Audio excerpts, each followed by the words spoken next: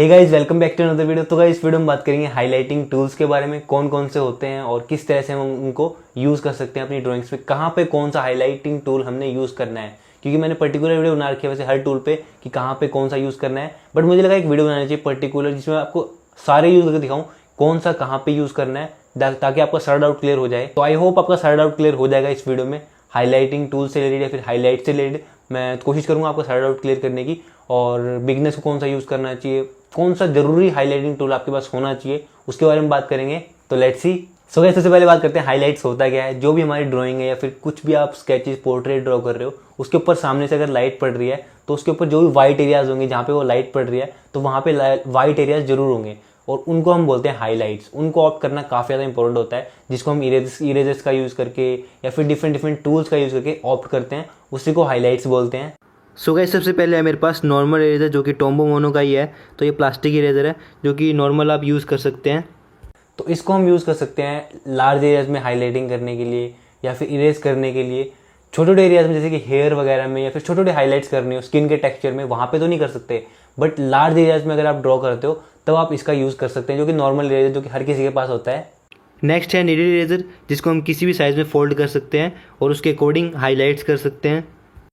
Face पे बहुत अच्छे से यूज़ कर सकते हैं हाईलाइट्स करने के लिए या फिर इरेज करने के लिए। जैसे कि यहाँ पे गलती हो गई थी मुझसे, तो उसके बाद इसका यूज़ करके आप हाईलाइट्स कर सकते हैं, क्योंकि इसमें बिल्कुल भी डस्ट नहीं होता है, जो कि नॉर्मल इरेजर में होता है। वो हार्ड होता है तो उसमें डस्ट होता है, तो इससे काफ़ी अच्छे से इरेज कर सकते हैं। ड्राइंग करते वक्त पेपर ख़राब हो जाता है तो उसको भी इरेज कर सकते हैं काफ़ी अच्छे से। ये अपने अंदर ऑप्ट कर लेता है सारी ग्रेफाइट और चारकोल को। और फेस पे हाईलाइट्स करने के लिए तो यूज़ करते ही हैं, जो भी आपको वाइट एरियाज़ दिखते हैं। नेक्स्ट है टोम्बो मोनो ज़ीरो इरेजर, जो कि काफ़ी ज़्यादा पॉपुलर है, हर आर्टिस्ट के पास ये होता है। बहुत ज़्यादा हेल्पफुल है और इसको यूज़ कर सकते हैं हम हाईलाइट्स करने के लिए। इस इरेजर का यूज़ हम कहीं भी कर सकते हैं, छोटे छोटे एरियाज़ में हाईलाइट्स करने के लिए, स्किन का टेक्सचर ड्रॉ करने के लिए या फिर डिफरेंट टेक्सचर का ड्रॉ करने के लिए। क्योंकि टेक्सचर में वाइट एरियाज़ ज़रूर होते हैं, छोटे छोटे वाइट एरियाज़, उनको ऑप्ट करने के लिए हम इस इरेजर का यूज़ करते हैं। और स्पेशली हेयर में हाईलाइट्स करने के लिए, जो भी वाइट हेयर्स होते हैं जिनसे हेयर रियलिस्टिक लगते हैं, उनको ड्रॉ करने के लिए हम इस इरेजर का यूज़ करते हैं। क्योंकि काफ़ी ज़्यादा पतला है आगे से, तो काफ़ी अच्छे से ये पेंसिल की तरह ऑप्ट हो पाता है उसके किसी भी ग्रेफाइट या चारकोल के ऊपर से। इस तरह से मैं सभी ड्राइंग्स में हेयर में हाईलाइट करने के लिए इसी टूल का यूज़ करता हूँ, काफ़ी अच्छे से इरेज हो पाता है। और भी डिफरेंट जगह पे आप यूज़ कर सकते हैं, जैसे कि ये इनकी पगड़ी में मैंने जो भी हाईलाइट्स वगैरह दिख रहे हैं आपको, वहाँ पे इसी मेथड का यूज़ किया था।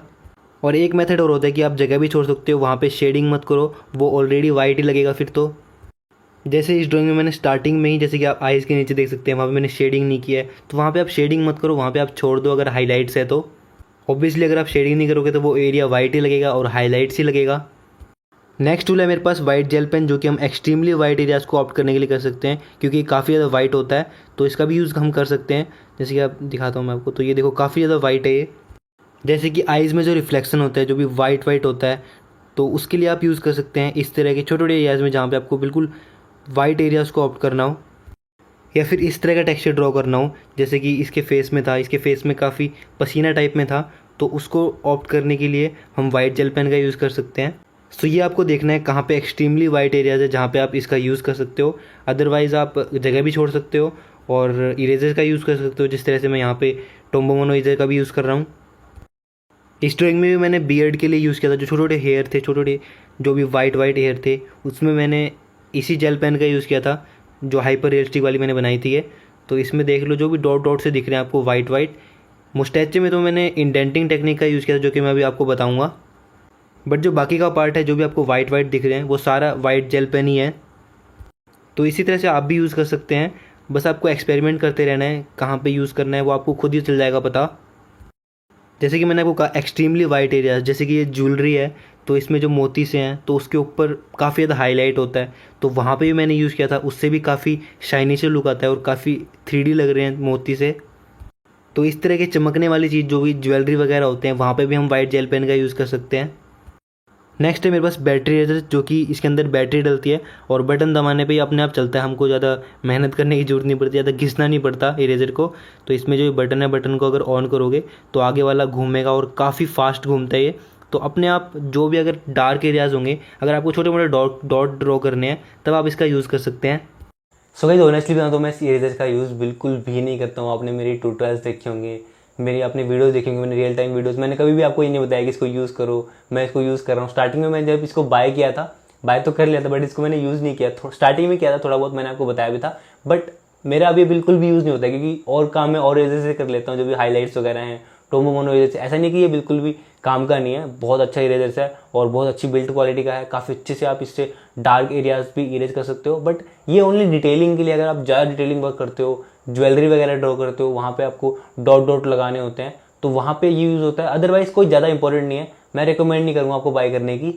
नेक्स्ट है अप्सरा की ग्लास मार्किंग पेंसिल, जो कि वाइट पेंसिल है, 5 रुपये की मिल जाती है मार्केट में। तो ये वाइट पेंसिल है, काफ़ी आर्टिस्ट यूज़ करते हैं ब्लैक एरिया के ऊपर से वाइट पेंसिल का। इसको हम ग्रेफाइट और चारकोल दोनों के ऊपर से यूज़ कर सकते हैं और काफ़ी अच्छे से ये ऑप्ट हो जाती है, बिल्कुल वाइट वाइट। बट आपने मेरी वीडियोस में देखा होगा, मैं आजकल इसका बिल्कुल भी यूज़ नहीं कर रहा हूँ।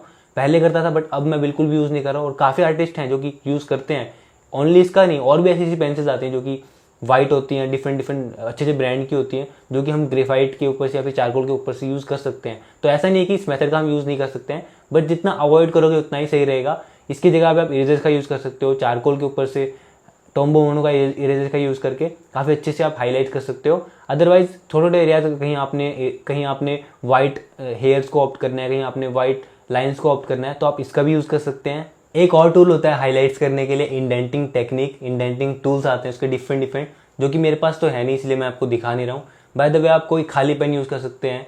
मैं आपको बताता हूँ, मैंने आपको वीडियो बनाई थी पर्टिकुलर, आपने देखी होगी। इसमें हम पेपर के टेक्सचर को बदल देते हैं और उसके ऊपर से जब शेडिंग करते हैं, तो वो जो हमने टेक्सचर बदला होता है, पेपर में डेप्थ आ जाती है, उसके ऊपर से शेडिंग होती नहीं है, और उसके ऊपर से शेडिंग होती है तो वो वाइट वाइट दिखता है।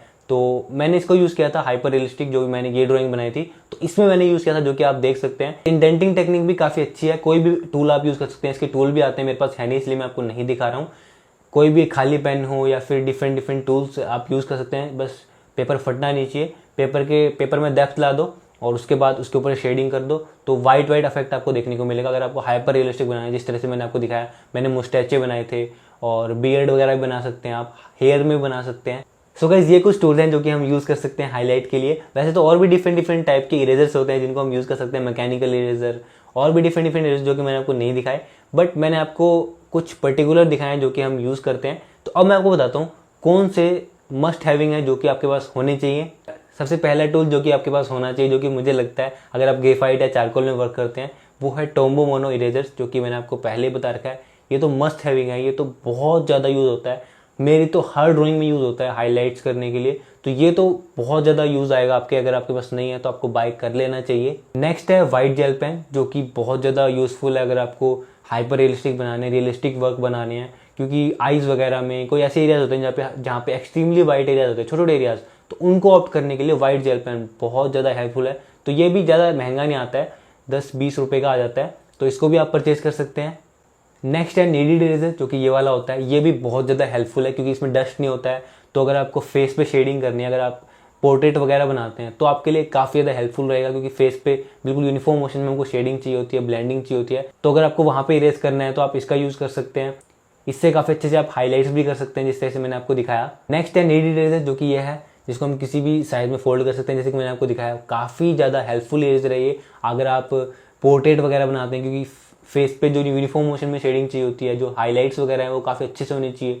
तो अगर आप किसी टफ इरेजर का यूज़ करोगे तो वो पेपर डैमेज हो सकता है और शेडिंग भी खराब हो सकती है। तो ये काफ़ी सॉफ्ट इरेजर है, ऊपर से इरेज कर देगा। तो ये भी आपके पास होना चाहिए अगर आप ग्रेफाइट या चारकोल में पोर्ट्रेट वगैरह बनाते हैं तो। सो गाइस, बस यही 3 टूल्स हैं जो कि मुझे लगता है कि आपके पास होने चाहिए। एक तो है वाइट जेल पेन, एक है टोम्बो मोनो इरेजर, और एक है नीडेड इरेजर। तो ये 3 टूल्स तो आई थिंक मस्ट है अगर आप रियलिस्टिक बनाते हैं तो, अगर आप रियलिस्टिक बनाना चाहते हैं तो। अदरवाइज अगर प्रैक्टिस करते हैं, रफली ड्रॉ करते हैं, ज़्यादा ब्लेंड नहीं करते हैं, तो आपको नहीं चाहिए। तो आप ओनली रेगुलर इरेजर से भी कर सकते हैं। रेगुलर इरेजर तो होना ही चाहिए आपके पास।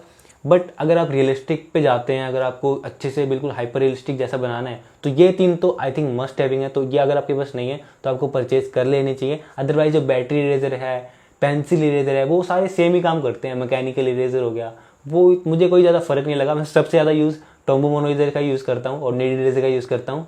सो गाइस, आई होप आपका सारा डाउट क्लियर हो गया होगा हाईलाइटिंग टूल से रिलेटेड, हाईलाइट से रिलेटेड। मैंने ट्राई किया आपको अच्छे से समझाने की, पुरानी ड्राइंग्स में से मुश्किल से एडिटिंग करके। तो आई होप आपको समझ में आया होगा। वैसे पर्टिकुलर मैंने वीडियोस बना रखी है किस तरह से मतलब यूज़ कर सकते हैं हम डिफरेंट टूल्स को अच्छे से। तो अगर आपने अच्छे से डेप्थ में देखनी है किस तरह से कहाँ पे कौन सा किस तरह से यूज़ करना है, पर्टिकुलर वीडियो जैसे नीड इरेजर उस पर मैंने अच्छे से वीडियो बना रखी है, वाइट जेल पर मैंने वीडियो बना रखी है, और टोम्बो मोनो जिस पे भी मैंने वीडियो रखी है उसका लिंक डिस्क्रिप्शन में दे दूंगा अगर आपने देखनी है तो I hope you enjoyed this video. If you enjoyed this video, hit the like button and do subscribe to my channel. We'll see you in my next video. तब तक do practice to improve. Take care and thank you so much for watching.